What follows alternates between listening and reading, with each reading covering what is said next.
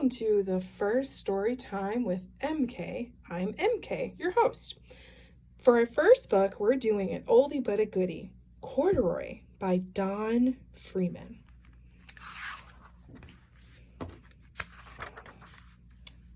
And those are corduroys.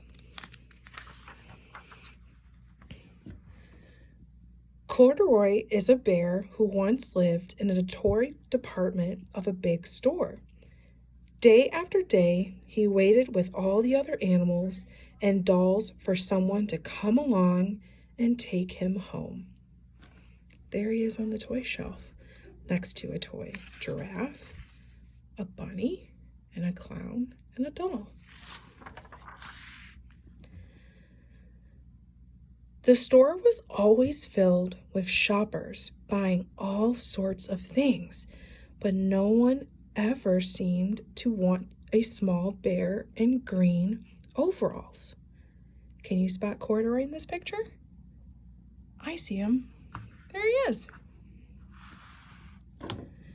Then one morning, a little girl stopped and looked straight into Corduroy's bright eyes. "Oh, Mommy," she said, "look, there's the very bear I've always wanted." "Not today, dear," her mother sighed. "I've spent too much already. Besides, he doesn't look new. He lost a button on one of his shoulder straps." You see? There's the button, and there's the one that's lost. Corduroy watched them sadly as they walked away. "I didn't know I lost a button," he said to himself. "Tonight I'll go and see if I can find it."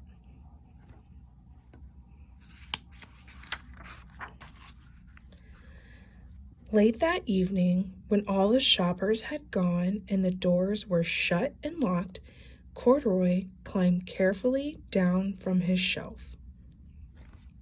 Everyone's asleep. And began searching everywhere on the floor for his lost button.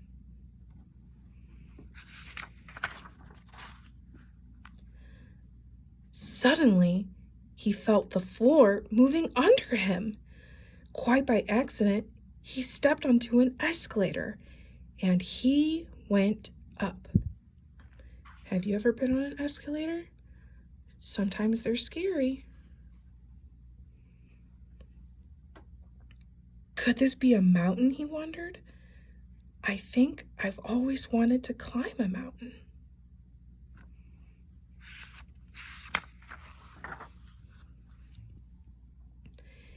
He stepped off the escalator and reached the next floor.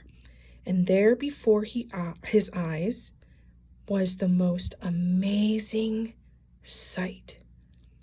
Tables and chairs and lamps and sofas and rows of beds. "This must be a palace," Corduroy gasped. "I guess I've always wanted to live in a palace."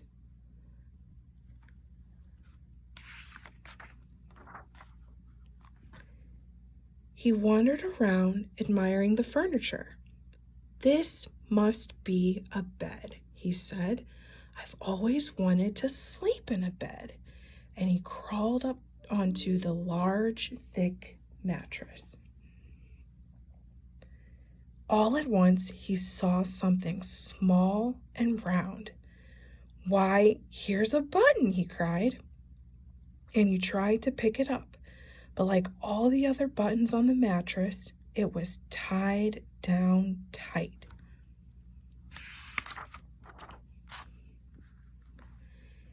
He yanked and pulled with both paws until pop!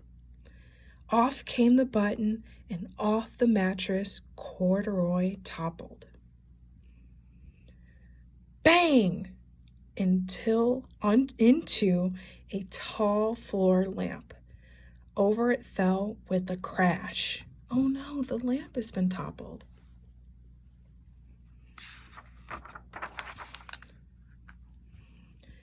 Corduroy didn't know it, but there was someone else awake in the store. The night watchman was going on his rounds on the floor above. When he heard the crash, he came dashing down the escalator. "Now, who in the world did that?" he exclaimed. "Somebody must be hiding here."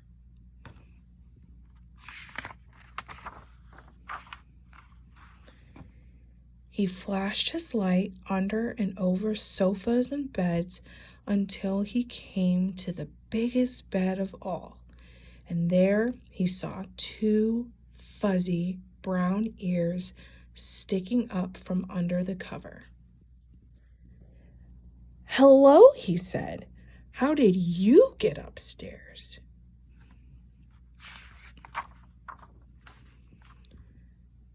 The night watchman tucked Corduroy under his arm and carried him down the escalator and set him on the shelf in the toy department with the other animals and dolls.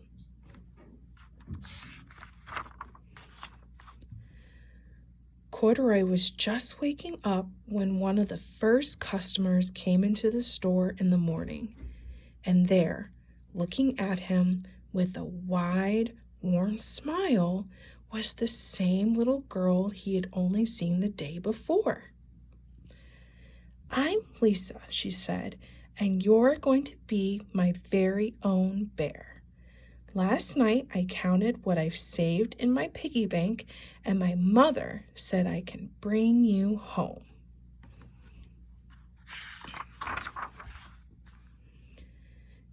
"Shall I put him in a box for you?" the saleslady asked. "Oh, no, thank you," Lisa answered, and carried Corduroy home in her arms. She ran all the way up 4 flights of stairs into her family's apartment and straight to her own room. Corduroy blinked.